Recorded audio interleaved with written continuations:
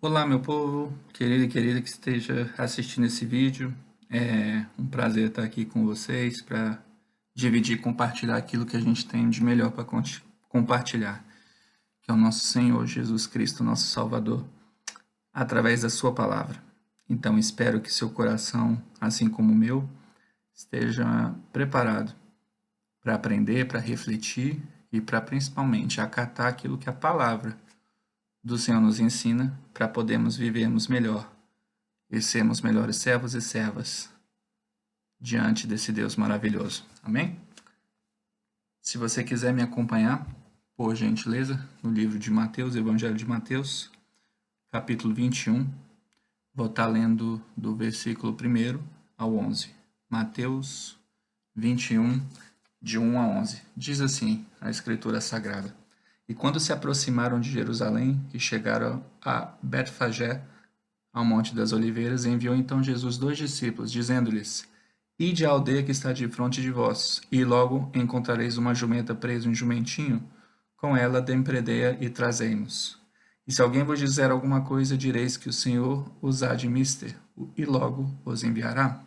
Ora, tudo isso aconteceu para que se cumprisse o que foi dito pelo profeta, que diz: Dizei à filha de Sião: Eis que o teu rei aí te vem, manso e assentado sobre uma jumenta, e sobre um jumentinho, filho de animal de carga. E indo os discípulos e fazendo como Jesus lhes ordenara, trouxeram a jumenta e o jumentinho, e sobre eles puseram as suas vestes e fizeram-na assentar em cima. E muitíssima gente estendia suas vestes pelo caminho, e outros cortavam ramos de árvores e os espalhavam pelo caminho. E a multidão que ia adiante e a que seguia clamava, dizendo: Hosana ao filho de Davi, bendito que vem em nome do Senhor, Hosana nas alturas. E entrando ele em Jerusalém, toda a cidade se alvoroçou, dizendo: Quem é este? E a multidão dizia: Este é Jesus, o profeta de Nazaré, da Galiléia. Amém.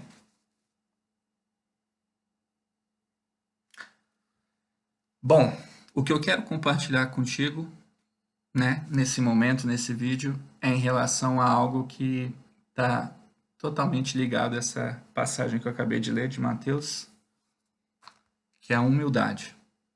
É sermos humildes. Sermos humildes igual ao nosso Senhor Jesus Cristo foi humilde, enquanto homem, enquanto peregrinou aqui nessa terra.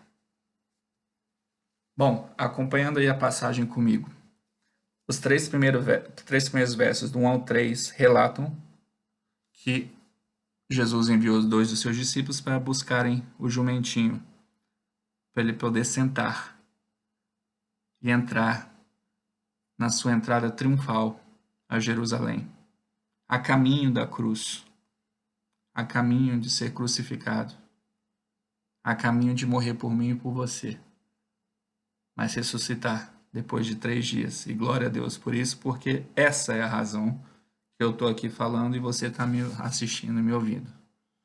A ressurreição do nosso Deus, nosso Senhor Jesus Cristo, vivo Deus, que vive em nós. Então, esses 3 primeiros versos ilustram aquilo que já tinha sido prometido e anunciado por Deus através do seu profeta. Que profeta foi esse? Foi o profeta Zacarias.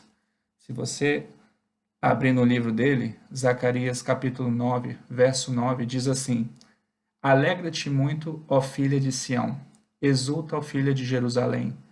Eis que o teu rei virá a ti, justo e salvador, pobre e montado sobre um jumento, e sobre um jumentinho, filho de jumenta. Bom, que coisa fantástica, que coisa que nos deixa humilhados. Eu acho que essa que é a palavra. Perante ao nosso Senhor Deus, o Todo-Poderoso. E por que humilhados? Porque aquilo que aconteceu, essa entrada triunfal de Cristo em Jerusalém, montado num jumentinho, tinha sido anunciado por um servo de Deus, no caso o profeta Zacarias, centenas de anos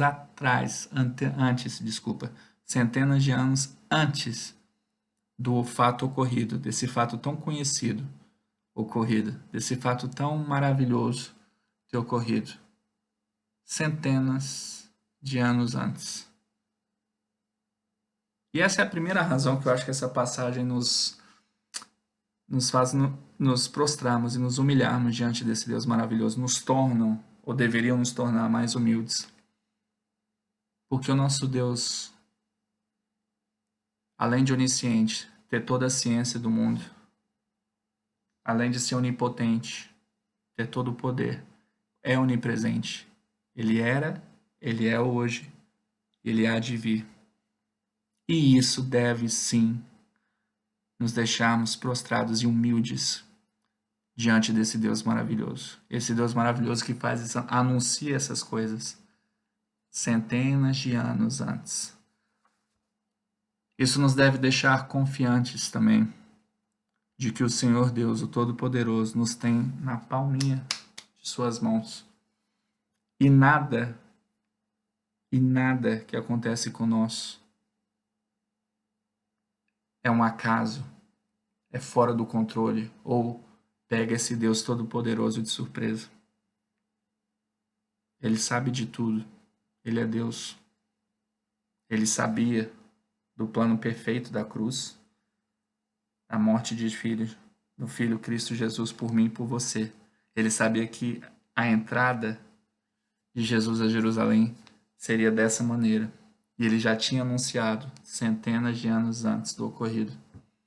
Como, ao ouvir isso não te deixa mais humilde, não me deixa mais humilde perante esse Deus maravilhoso? Eu, sinceramente, acho que é impossível. E se você tem dificuldade em ser humilde diante desse Deus, busca Ele, sonda Ele, fala com seu pastor, com seu líder, peça ajuda. Apesar dessa passagem ser tão clara e tão poderosa. E olha que eu mal comecei, hein? Mas não tem como caminhar com esse Deus sem ter esse senso de inferioridade, a grandeza dele. Ele aqui, nós aqui, olhando para cima, humildemente. Seguinte, os versos 6 e 7. Muito a ver com a obediência o relato. E, gente, a obediência, ela gera humildade. Caminham lado a lado, eu diria, de mãos dadas. O servo e serva obedientes ao Senhor se tornam mais humildes. O servo e serva de Deus que acatam a vontade do Pai, ainda que não entendam, ainda que não gostem, ainda que não queiram, ainda que não seja a sua opção preferida, mas ainda assim, se você e eu acatarmos essa vontade, genuinamente com o intuito de obedecer ao nosso Deus, o soberano, isso vai nos gerar mais humildade. Não tem como. A humildade vai tomar conta de mim e você à medida que a gente vai se aproximando do Senhor, ao obedecê-lo, ao obedecer o querer do Deus Todo-Poderoso.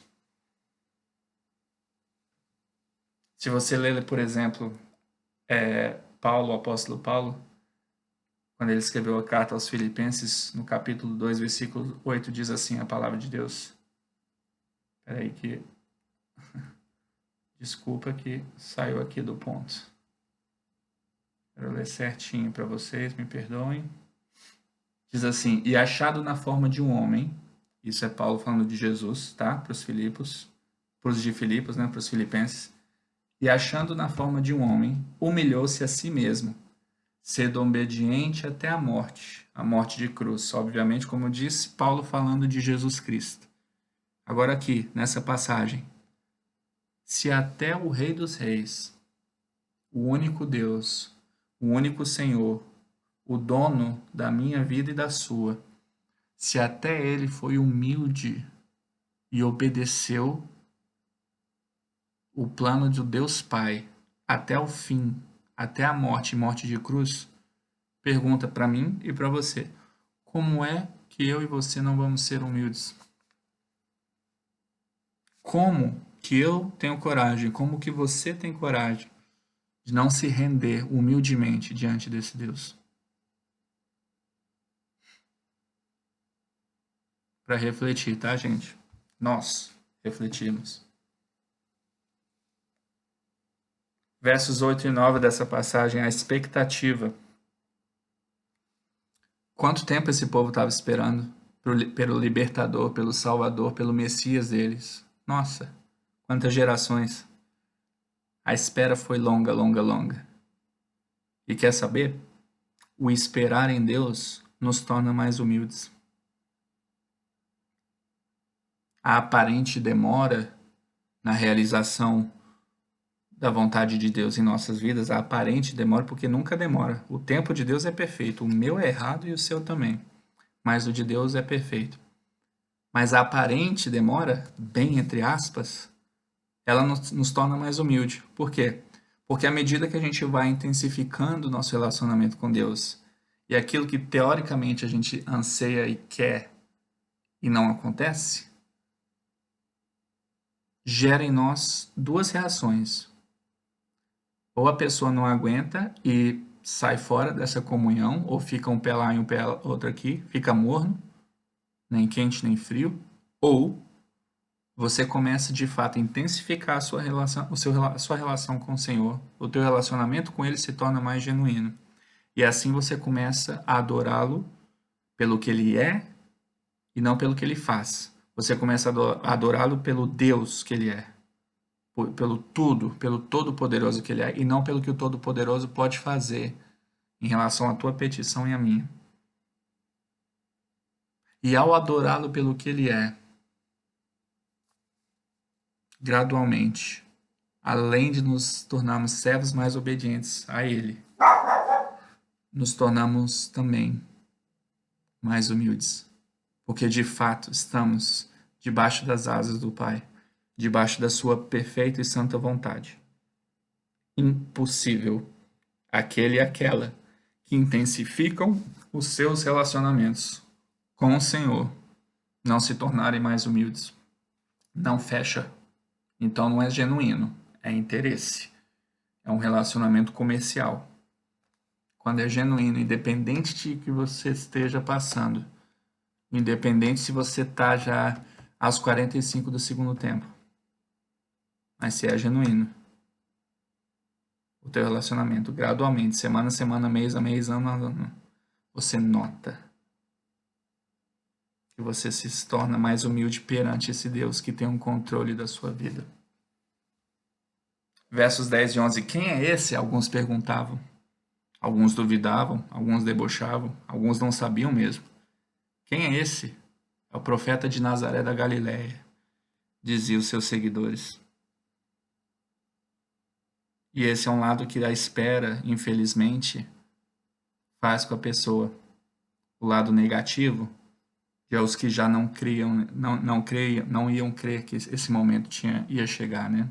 Esse momento que já tinha sido anunciado por Deus através de seu profeta, o profeta Zacarias, centenas de anos anterior ao fato aqui.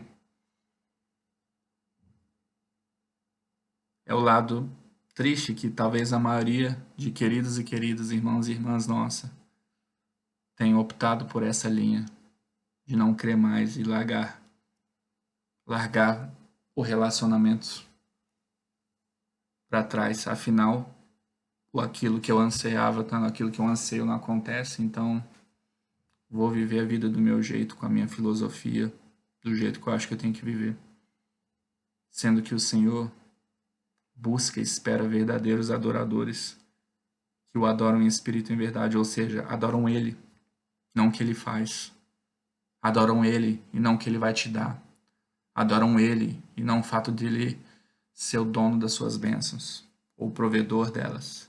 Adorando Ele em espírito e em verdade.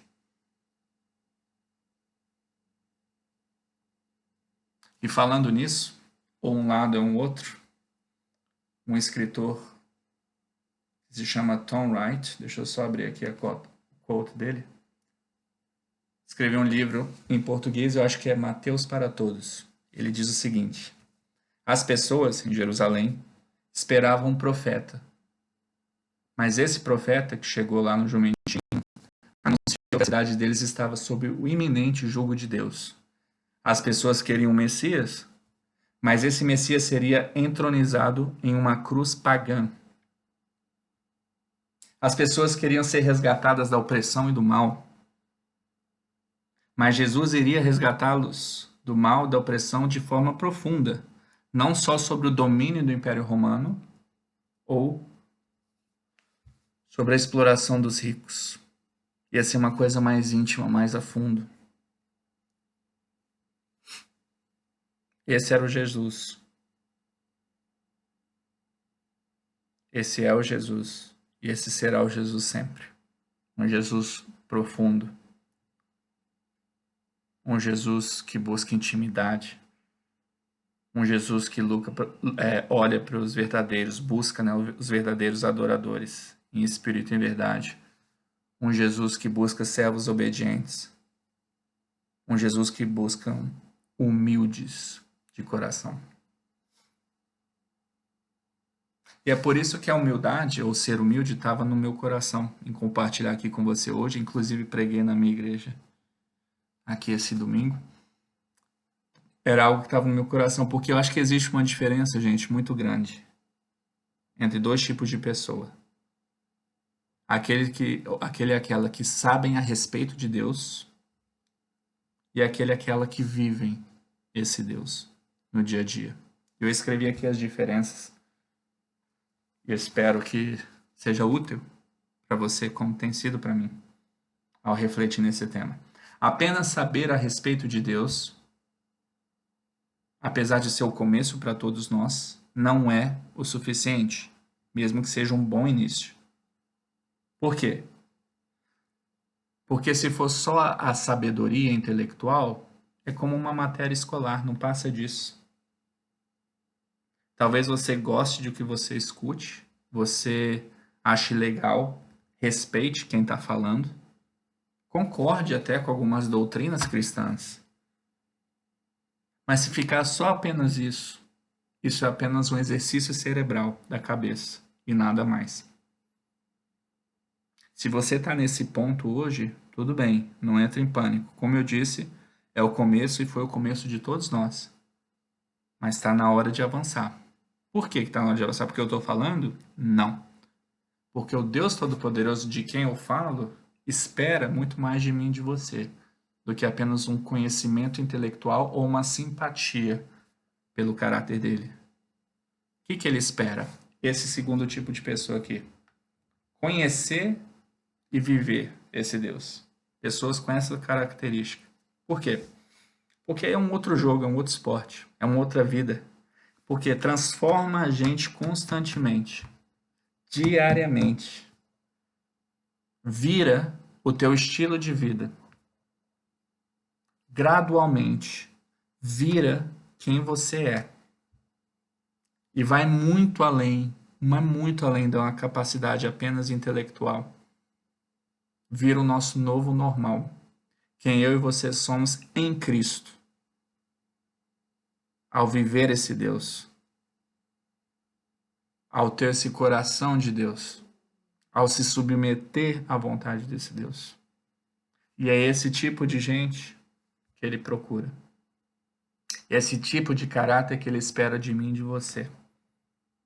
A primeira descrição, conhecer a Deus, ouvir falar dele aleatoriamente, vai te deixar humilde. Talvez você vai ter uma experiência de humildade aqui e acolá, mas não é algo consistente, regular, crescente, presente na sua vida. E como eu disse, o Deus poderoso espera sim muito mais de mim e de você, de que apenas experiências aleatórias, sensações, emoções, que no dia seguinte vão passar. O que é que ele espera de nós? A segunda descrição.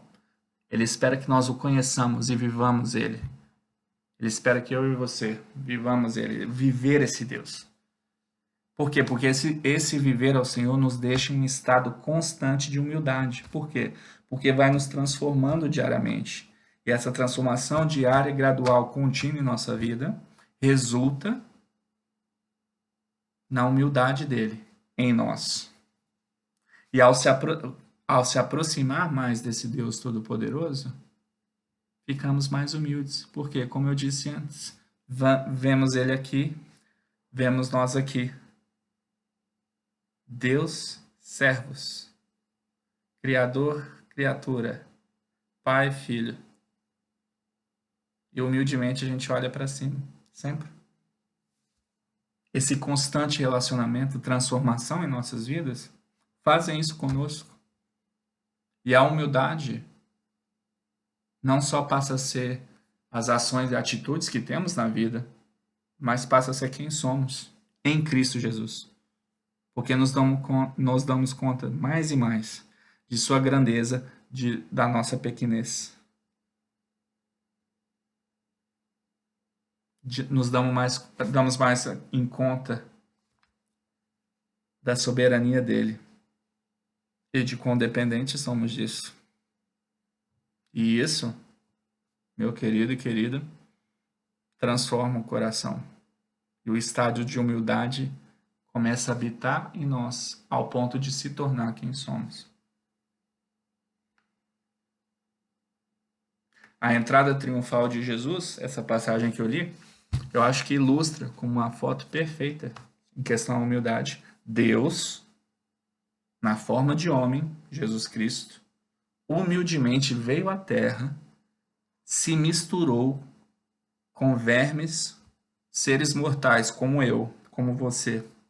Eu não estou te ofendendo, estou apenas me colocando também como verme, tá? Então fica tranquilo. O Deus Todo-Poderoso veio e se misturou entre nós, pecadores. Viveu entre nós, submeteu-se a viver entre mim e você. E nos seus últimos momentos como homem aqui na Terra, depois de tudo que ele já tinha feito, depois de ter se submetido a viver no nosso meio, continuou ensinando lições humildes para a gente até o fim, vivendo humildemente. Depois disso, o que aconteceu depois dessa passagem da entrada triunfal? A cruz. Gente, a cruz do Calvário. A razão que você está aí me ouvindo e eu estou falando. A razão que nós temos vida e vida em abundância. A cruz de Cristo. A morte dele. Ele morreu por você e por mim. O Deus, Criador do céu e da terra, morreu por nós. Agora eu te pergunto, existe algum dado na história ou algo mais humilde do que isso? Não. A resposta é não. Não existe. Alguém me apresente, por favor, algo mais humilde do que a morte da cruz de Jesus, o Deus Todo-Poderoso. Não existe. Não existe. O Deus Todo-Poderoso morreu na cruz do Calvário, humildemente obedecendo os planos do Pai. Me explica isso, gente. Como é que eu e você não podemos ser humildes? Ou não somos humildes?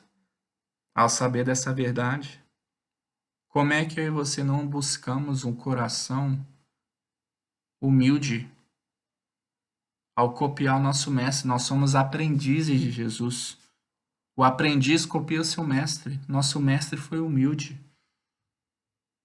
Tudo da sua vida, quanto homem, nos 33 anos e pouco que ele viveu nessa terra,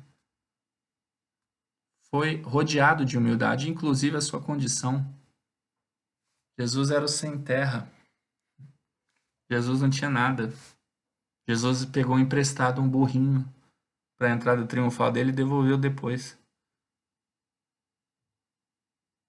Os feitos dele, como é que isso não humilha a gente, não deixa a gente prostrado, não nos tornam pessoas melhores e mais humildes com o nosso próximo, com nós mesmos, no nosso relacionamento com Deus?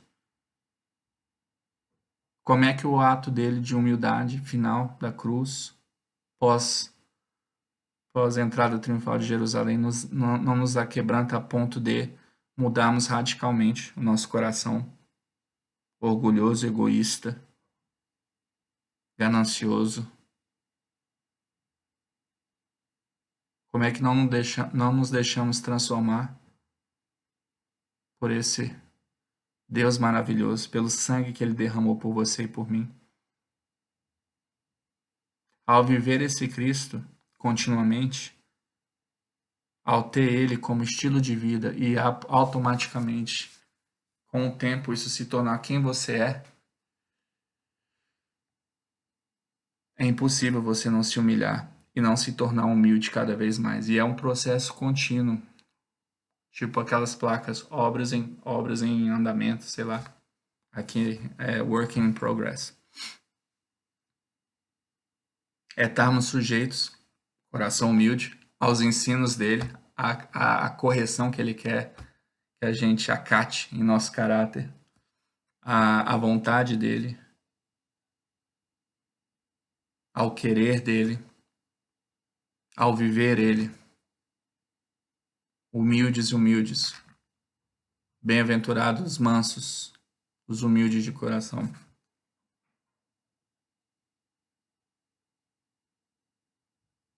Eu espero que você e eu possamos buscar com todas as nossas forças esse coração humilde da qual o Senhor se agrada. E Ele se agrada não por falar apenas, mas porque Ele viveu essa humildade aqui na terra. Não temos desculpa. Não temos desculpa para não sermos humildes, nem eu nem você. Pensa nisso, tá? Reflita nisso. Quero deixar meu grande abraço para você.